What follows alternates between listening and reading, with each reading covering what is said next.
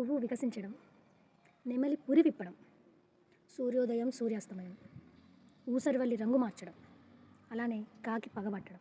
ఇవన్నీ నేను నేచర్లో లైవ్గా చూసిన వింతల్లో మచ్చుక్కు కొన్ని. కాకంటే గుర్తొచ్చింది, ఈ మధ్యన అసలు కాకులు కనిపిస్తున్నాయండి. మా చిన్నప్పుడు ఎన్ని కాకులు, ఎంత కథ. ఏంటప్పుడు పుట్టావా? స్టోరీ టైం అండి. కాకి పగబట్టడం. బ్యాక్ ఇన్ 2009s 2010s అయితే మా అన్నయ్య క్రికెట్ పిచ్చితో ఉండేటోడు. ఒకరోజు చెల్లి చెల్లి చెల్లి పైన నీకు ఒక వింత చూపిస్తారా, తొందరగా రా అన్నాడు. వెళ్తే మేము ఎంటర్ కాగానే, ఎస్పెషల్లీ మా అన్నయ్య ఎంటర్ కాగానే గుంపుగా కాకులన్నీ వచ్చి అరవడం.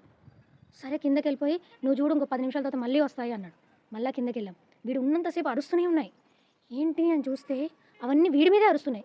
యాజ్ యూజువల్ మేము ఇప్పుడు యాహూ సర్చ్ చేస్తే తెలిసింది ఏంటంటే crores can remember faces and they can hold grudges. పొరపాటున వీడు బాల్ తగిలిందంట ఒక కాకికి. ఇంకప్పటి నుంచి ఆ ఒక్క కాకి కాదు, చాలా కాకులు వచ్చి వీడి మీద అరుస్తూనే ఉంటాయి. వీడు ఉన్నంతసేపు. అప్పటి నుంచి మా అన్నయ్య వాడు పైన అన్నం పెట్టినాకే వాటికి తినడం స్టార్ట్ చేశాడు. ఇంకా అలా కొన్ని వీక్స్ తర్వాత అవి శాంతించాయి. సో నాకు ఇది చాలా అమేజింగ్ అనిపించింది. నాకు రీసెంట్గా కూడా ఒక స్టడీ తెలిసింది ఏంటంటే crores can remember faces up to 17 years. ఎంత క్రేజీ కదండి. అందుకే అనుకుంటా మన పురాణాల్లో కూడా టైం ట్రావెలింగ్కి క్రోనే వాడతారు. శనిదేవుడు వాహనము క్రోనే, మనం పిండ ప్రధానాలు వాటికి కూడా క్రోనే ఉంటుంది. ఎంత గ్రేట్ అసలు. అవి పజిల్స్ సాల్వ్ చేయడం కానీ, అండ్ అవి మన ఫస్ట్ మీరు గమనించిన లెసన్ కూడా ఇంటెలిజెంట్ క్రో.